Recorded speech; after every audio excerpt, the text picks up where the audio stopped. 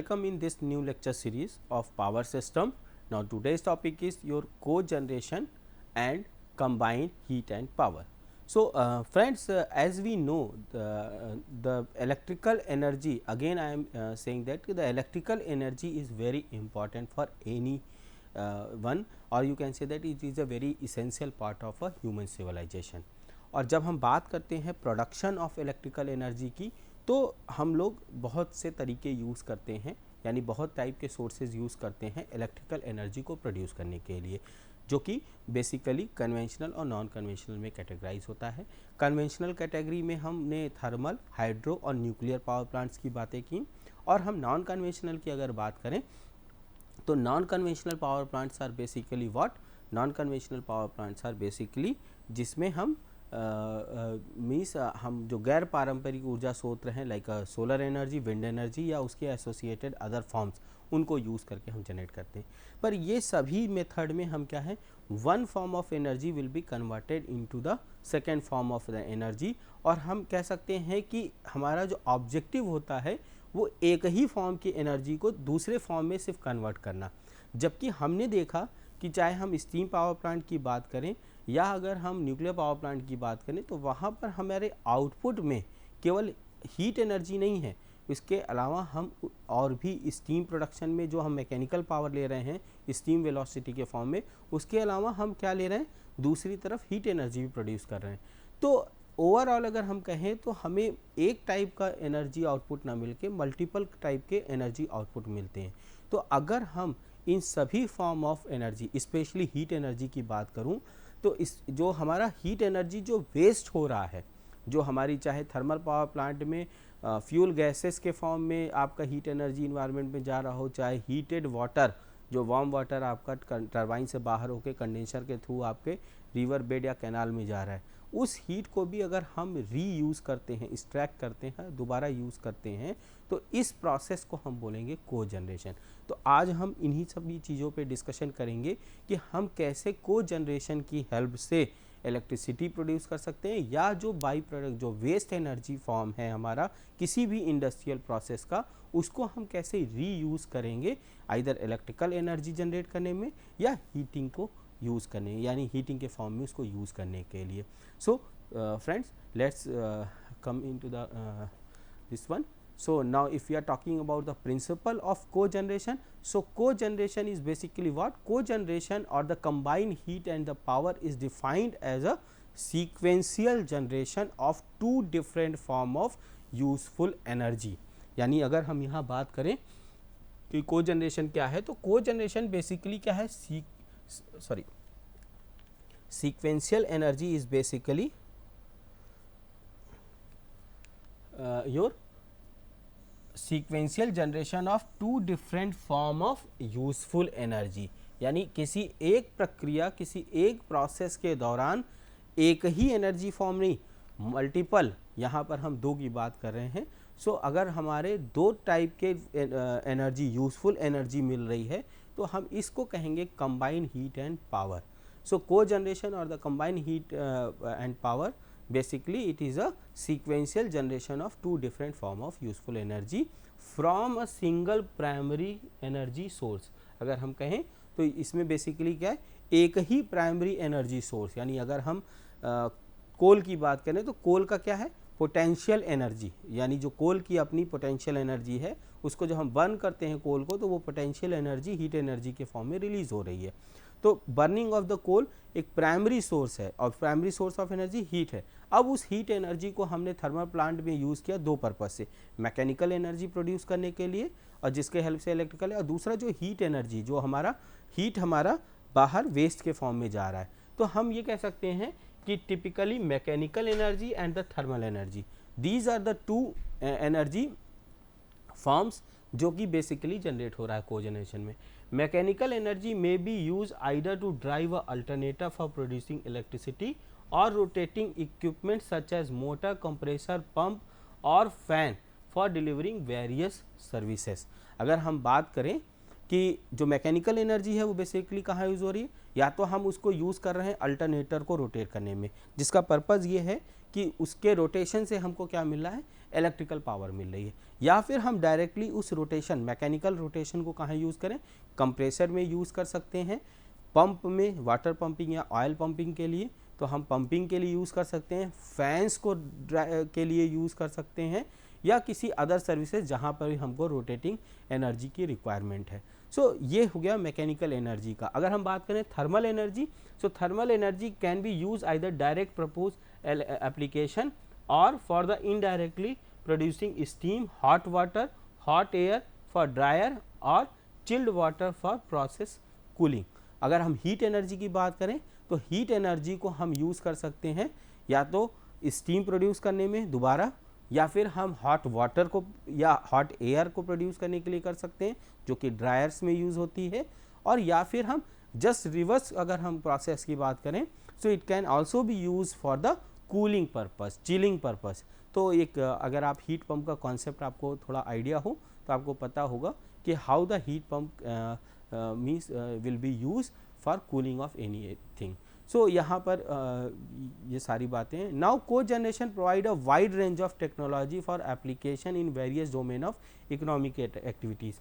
तो हम कह सकते हैं कि को जनरेशन किसी भी इकोनॉमिक एप्लीकेशन में या एक्टिविटी में हमारे लिए बहुत यूज़फुल हो सकता है। And if you are talking about the overall efficiency of a cogenerating system that is 85%, ये काफ़ी ज़्यादा या मोर देन 85% हो सकता है।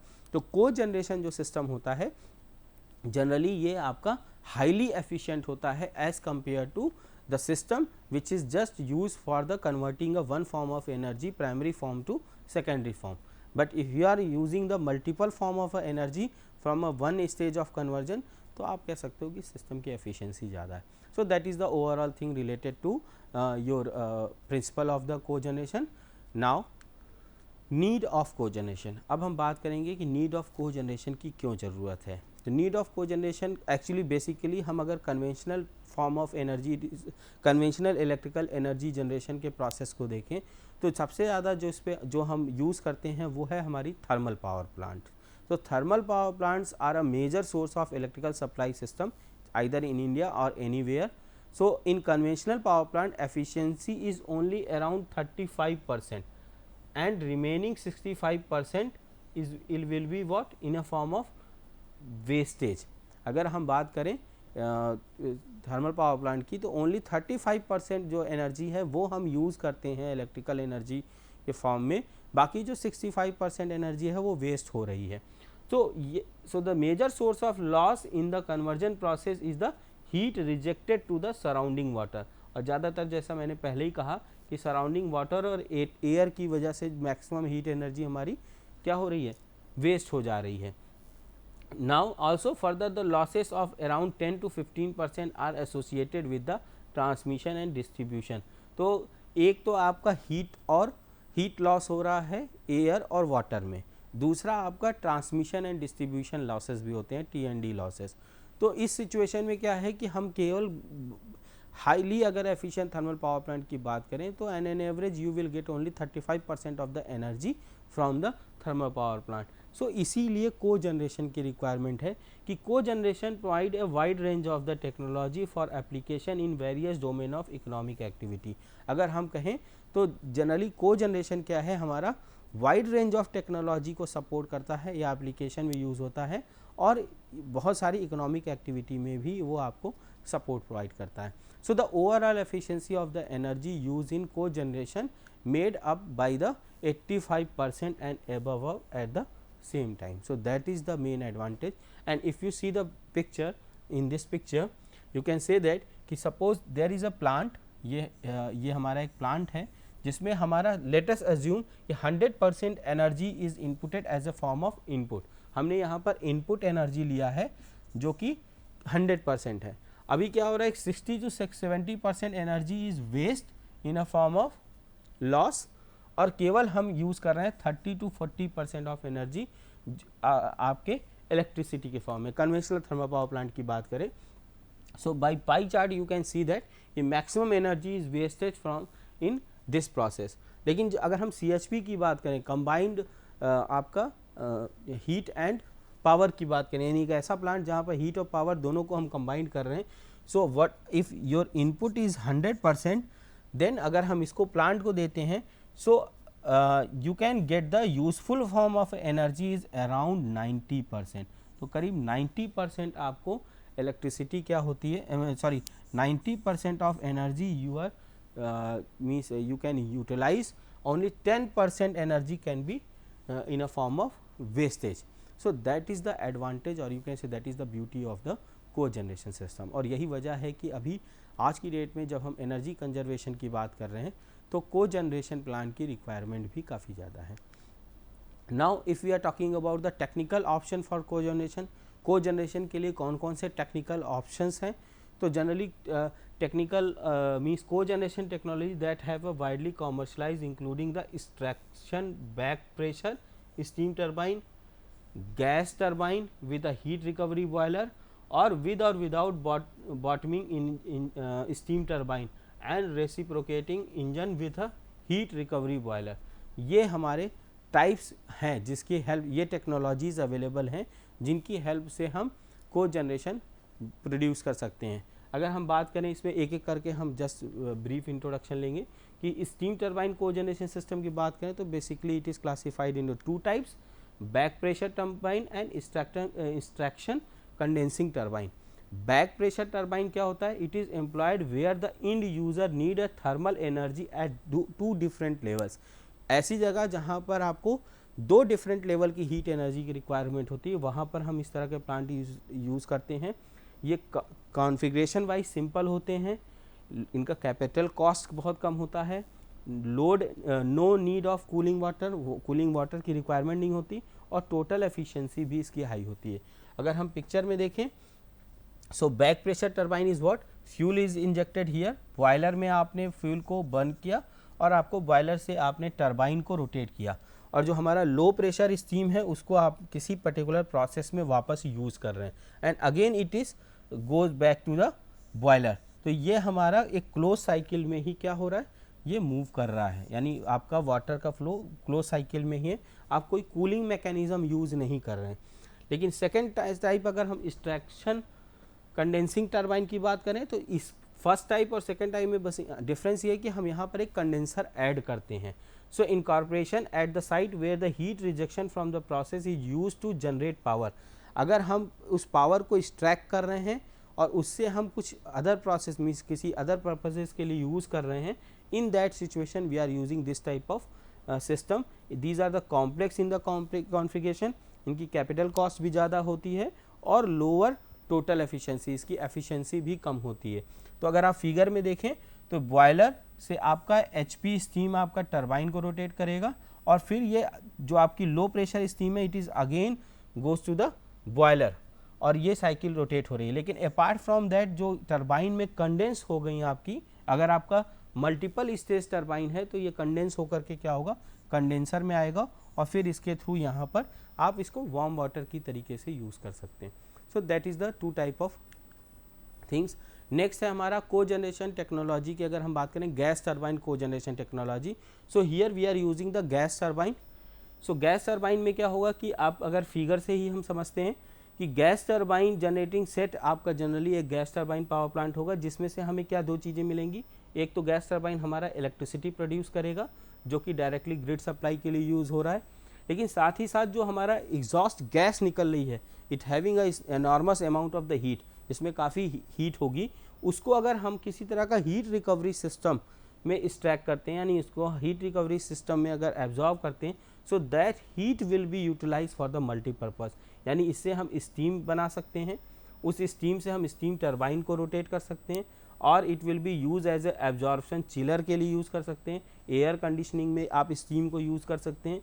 देन प्रोसेस स्टीम, आपको अगर स्टीम की ही रिक्वायरमेंट है किसी प्रोसेस के लिए, so it can B produce the steam for that purpose, और ऑक्सिलरी बॉयलर के तौर पे भी आप यूज़ कर सकते हैं जहाँ पर आप फ्यूल एनर्जी के through convert. So this is a type of a cogeneration where the gas turbines are used. Next is reciprocity engine. अगर कोजनरेशन सिस्टम की बात करें, so it is also known as a internal combustion और IC engine based. ये सबसे ज़्यादा usable form है, और अगर आप सोसाइटी में देखें तो सबसे ज़्यादा आईसी इंजन बेस्ड ही प्लांट्स अवेलेबल हैं, यानी आपके जो डीजल पावर प्लांट हैं जो आपके या चाहे स्मॉल स्केल पे हो या लार्ज स्केल पे, जहाँ पर डीजल को हम एज ए फ्यूल यूज़ कर रहे हैं और डायरेक्टली आईसी इंजन्स में कंबस्जन प्रोसेस के थ्रू हम हीट एनर्जी को एक्सट्रैक्ट कर रहे हैं। तो जनरली इसमें दो तरह की हीट रिकवरी सिस्टम्स होती हैं। Exhaust gas at a high temperature, जो इसका एग्जॉस्ट गैस है जो हाई टेम्परेचर पे निकल रहा है, हम उसको एक्सट्रैक्ट कर सकते हैं और उसको रीयूज़ कर सकते हैं। दूसरा engine jacket cooling water system at a low temperature, जो इंजन का जो आउटर जैकेट है जहाँ जिसके अंदर कंबस्जन प्रोसेस हो रहा है वो भी काफ़ी हीटअप होता है और वहाँ पर हम एक कूलिंग वाटर फ्लो करते हैं या कूलिंग मैकेनिज्म के लिए हम वहाँ पर वाटर को रोटेट करते हैं। So we can utilise that energy, heat energy for the warming the water. तो एक तरह का ये हीट रिकवरी सिस्टम भी कह सकते हैं कि apart from the generation of electrical energy, अगर हम यहाँ देखें तो आईसी इंजन के अंदर हमने एक oil, gas and water 3 type के एलिमेंट्स हैं। आईसी इंजन में कंबस्जन के बाद आपको लगभग 450 डिग्री सेल्सियस का टेम्परेचर मिल रहा है एग्जॉस्ट गैस में। We are just extracting that heat energy in that exhaust heat में, इसको आपने रिकवर किया and again it will be use to boil the water और उस स्टीम को यूज़ कर रहे हैं आइदर फॉर द प्रोसेसेस और for the generation of electrical energy. So इस तरह के प्रोसेस में जहाँ पर हम आईसी इंजन के साथ हम हीट एनर्जी की स्टैकिंग सिस्टम या हीट रिकवरी सिस्टम को ऐड करते हैं, उसको हम बोलते हैं reciprocating engine cogeneration system. और ये सबसे ज़्यादा यूज़फुल फॉर्म है। लो प्रेशर स्टीम और हॉट वाटर के प्रोडक्शन में सबसे ज़्यादा ये यूज़ होता है and these mechanism are ideal for the intermittent operation and their performance is not as sensitive to the changes in ambient temperature as in the gas turbine. Gas turbine का एक drawback है कि अगर environment का temperature change हो रहा है ambient temperature तो उसके अकॉर्डिंग कंबस्जन प्रोसेस अफेक्टेड होगा, but IC engine is not affected due because of the environmental condition. So that is the main advantage of your reciprocating engine cogeneration system. Now next अगर हम classification की बात करें कि classification of cogeneration system क्या है, तो cogeneration system are classified into 2 types, topping cycles and the bottoming cycle। यानी साइकिल को हम 2 पार्ट में डिवाइड कर सकते हैं, एक को हम बोलेंगे टॉपिंग साइकिल और दूसरे को हम कहेंगे बॉटमिंग साइकिल। टॉपिंग साइकिल क्या है कि the fuel is burn in the boiler to produce high temperature and steam. यहाँ पर हम फ्यूल को बर्न करते हैं डायरेक्टली बॉयलर में और हाई टेम्परेचर प्रोड्यूस करते हैं and this steam is expanded in turbine coupled to a generator to give a electrical power. और उस हीट को जो बॉयलर से जो हमें मिल रहा है स्टीम, उसको हम यूज़ कर रहे हैं इलेक्ट्रिकल पावर जनरेट करने में। The reject heat from the turbine is use for manufacturing process, यानी जो हीट निकल रही है उसको हम मैन्युफैक्चरिंग प्रोसेस में यूज़ कर रहे हैं और जो पहले इसमें इलेक्ट्रिकल एनर्जी प्रोड्यूस हो रही है then steam is required, steam will be use for the manufacturing process and the efficiency is around 75%। तो यहाँ पर पहले हम इलेक्ट्रिकल एनर्जी जनरेट कर रहे हैं और जो बाई प्रोडक्ट हीट एनर्जी है उसको हम यूज़ कर रहे हैं आपके स्टीम या किसी मैन्युफैक्चरिंग प्रोसेस में अगर कोई स्टीम की रिक्वायरमेंट है तो वहाँ पर। जबकि bottoming cycle is the different one.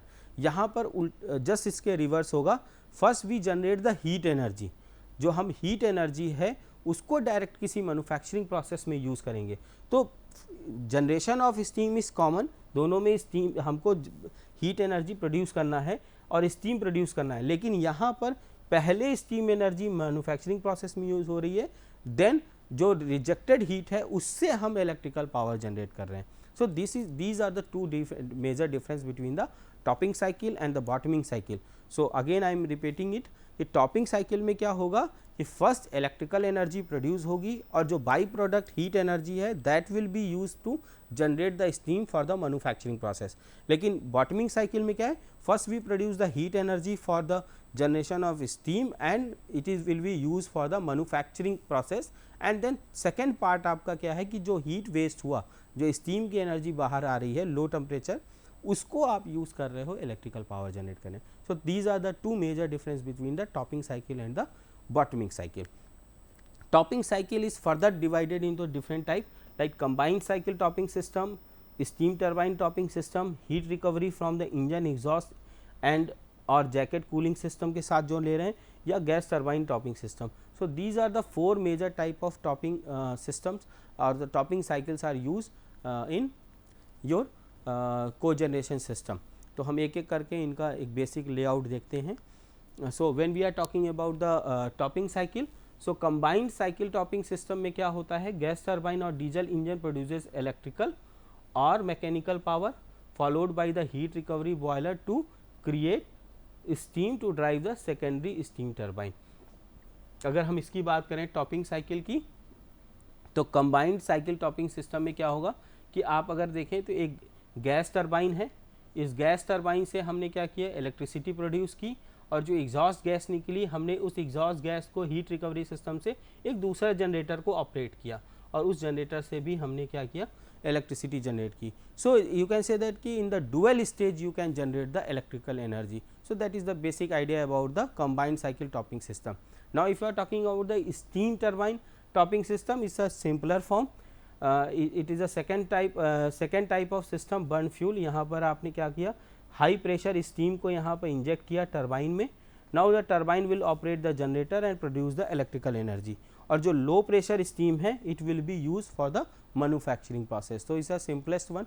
Steam turbine में आप डायरेक्टली स्टीम को टरबाइन के थ्रू जनरेटर को देते हैं, and almost maximum thermal power stations में आपको टॉपिंग साइकिल ही मिलेंगी. नेक्स्ट अगर हम heat recovery from engine exhaust and the jacket cooling, तो मैंने इनिशियली कहा कि जो इंजन है उसके जैकेट्स में सर्कुलेटिंग वाटर है, वो वार्म वाटर आप डायरेक्टली यूज़ कर सकते हैं किसी मैन्युफैक्चरिंग प्रोसेस में, और जो एग्जॉस्ट है उसको भी रिकवर कर सकते हैं. सिमिलरली अगर गैस टरबाइन टॉपिंग सिस्टम की बात करें तो यहाँ पर भी गैस टरबाइन से जो एग्जॉस्ट निकल रहा है हम उसको यूज़ कर रहे हैं सिस्टम में. तो इन दोनों के लिए एक कॉमन ब्लॉक डायग्राम रिप्रेजेंटेशन है कि जनरेटर से जो आउटपुट है वो एक इलेक्ट्रिकल एनर्जी डायरेक्ट मिल रही है. दूसरा जनरेटर जो डीजल इंजन कनेक्टेड है, जो एक तरफ जनरेटर को ऑपरेट कर रहा है, दूसरी तरफ वेस्ट हीट रिलीज कर रहा है. So one side it is connected to generator, second side it is connected with the heat recovery system. तो डीजल जनरेटर का जो आपका जनरेटर कनेक्टेड पार्ट है that will directly produce the electrical energy, and second side जो उसका heat recovery system से connected है वो आपका क्या जनरेट कर रहा है, वो आपको प्रोसेस स्टीम प्रोवाइड कर रहा है. सेकेंड अगर हमने इसके साथ जो हीट कनेक्ट कर रखा है जैकेट कूलिंग, यानी जो आउटर बॉडी है जो कूलिंग के लिए हम यूज़ कर रहे हैं, उससे हमने हॉट वाटर जनरेट किया, and that hot water can be use for the heating और the hot water supply. So you can get the fourth kind of energy from the single one kind of a topping system. अगर हम bottoming cycle की बात करें, so in bottoming cycle it is a very typical type of system. Here what happen, suppose this is a industrial manufacturing process where 10 recycler और conveyors are required. यहाँ पर हमने steam को इंजेक्ट किया, ये हीटिंग के लिए यूज़ किया, and then that heat will be exhaust heat will be given to the boiler, and boiler पे यहाँ पर इकोनोमाइज़र के थ्रू we have connected with the one of the system which is condenser, और ये हीट को हमने किसी पर्पस से यूज़ किया है. यहाँ पर इकोनोमाइज़र और इलेक्ट्रोस्टैटिक प्रेसिपिटेटर, जहाँ पर दो जगह पे हम इसको यूज़ करें, लेकिन जो कुछ स्टीम का पार्ट हमने बाईपास कर रखा है that will be directly use for generation of electrical energy. तो ये एक बॉटमिंग साइकिल का बेसिक लेआउट था. So now why the cogeneration is likely to be most attractive under the following circumstances. अगर हम कहें को जनरेशन किन केसेस में बहुत अट्रैक्टिव है या कब यूज़ है, so the demand for both steam and power is balance. इसका एक सबसे बड़ा एडवांटेज है कि यहाँ पर आप जो स्टीम और जो पावर है, यानी demand of both steam and power is balanced, यानी दोनों चीज़ें आपको बैलेंस वे में मिलती हैं, consistent with the range of steam power output ratio, and that can be obtain from the suitable को जनरेशन प्लांट. तो ये आप एक सूटेबल को जनरेशन प्लांट में पावर और स्टीम का प्रॉपर बैलेंसिंग कर सकते हैं. A single plant or the group of plant has sufficient demand for steam and power to permit economics of scale to be achieved. आप इकोनॉमिकल मीन्स ऑपरेशन अचीव करते हैं, यानी आप एक तरह से कह सकते हैं कि अगर हम को जनरेशन सिस्टम यूज़ करें तो इसका ओवरऑल बेनिफिट क्या होगा कि आपका जो सिस्टम का ओवरऑल ऑपरेशन होगा वो एक इकोनॉमिक ऑपरेशन होगा. सो ऑब्वियसली जो कॉस्ट ऑफ एनर्जी है वो रिड्यूस होगी. तो कंज्यूमर के पॉइंट ऑफ व्यू से you will be get the more benefit, low tariffing system will be there. Now peak और the throat of the demand can be managed in case of electricity. Adequate backup supply can be obtained from the unity company. Means आप utility company का एक इससे और advantage ले सकती है कि एक तो इलेक्ट्रिसिटी भी प्रोवाइड कर सकती है और ज़रूरत पड़ने पे ये as a backup power plant भी वर्क कर सकते हैं. So these are the some major advantages of your cogeneration system. और इसीलिए आज की अगर हम बात करें आज की डेट में, सो बहुत सारे इंडस्ट्रियल एप्लीकेशन में या बहुत सारे मैन्युफैक्चरिंग प्रोसेस में को जनरेशन को प्रेफर किया जा रहा है. एंड द इंडस्ट्री और the utility they like the cogeneration system.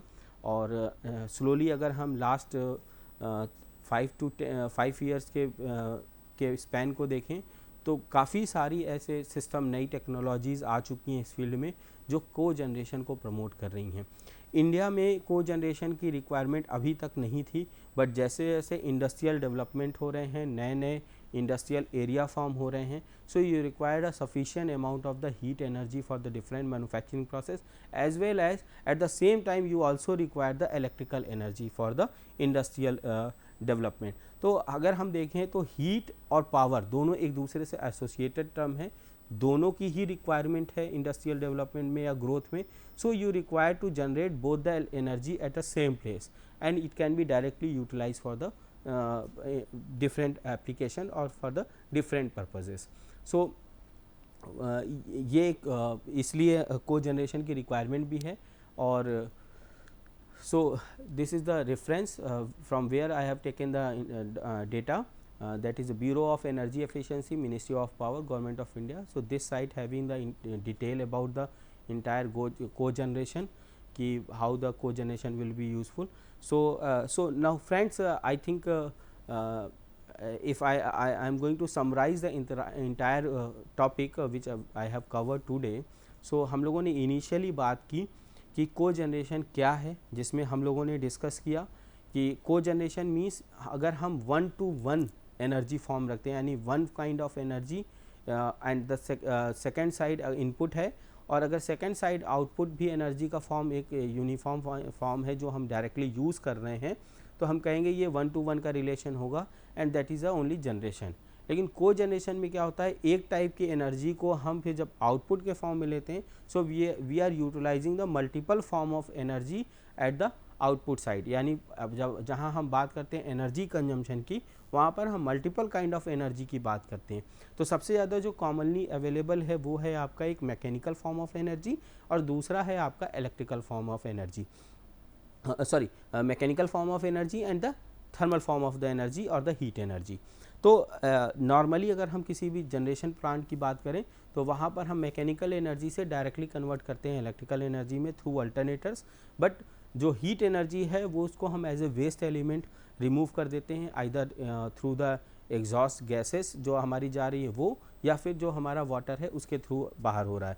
लेकिन इफ़ वी आर अगर हम उस सिस्टम में कोई हीट रिकवरी सिस्टम ऐड करते हैं तो जो टेम्परेचर जो हीट एनर्जी रिलीज़ हो रही है थ्रू एग्जॉस्ट गैसेस और द वाटर कंटेंट जो specially in thermal power plant, उस हीट को एनर्जी को हम यूज़ कर सकते हैं किसी भी इंडस्ट्रियल मैन्युफैक्चरिंग प्रोसेस के लिए.